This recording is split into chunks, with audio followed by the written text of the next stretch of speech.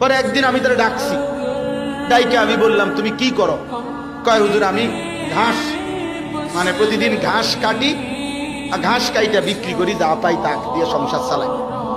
তাই বললাম তুমি যে সব মাহফিলে আসো, আমি দেখলাম তোমারে। কয় হুজুরে যখনই আপনার কোনো পোস্টার দেখি, কয় আমি তখন এই ঘাস কাটার টাকা থেকে একটু একটু টাকা জমাই, কয়টা টাকা জমাইয়া গাড়ি ভাড়া মিলাইয়া রাখি, আপনার ওয়াজ শুনতে যাবো। তাই বললাম যে মাশাআল্লাহ। তো আমি বললাম যে তো আর কিছু কইবানি? কয়দিন আমার জীবনের একটা স্বপ্ন আছে, বানিয়াচং হবিগঞ্জ তার বাড়ি। আমি বললাম কি স্বপ্ন কও? আমি 10 টাকা 50 টাকা করে জমাইতেছি, আল্লাহ যদি আমারে কোনোদিন তৌফিক দেয় আমি আমনের আমগা এলাকায় দাওয়াত দিয়ে আমি ওয়াজ করাম।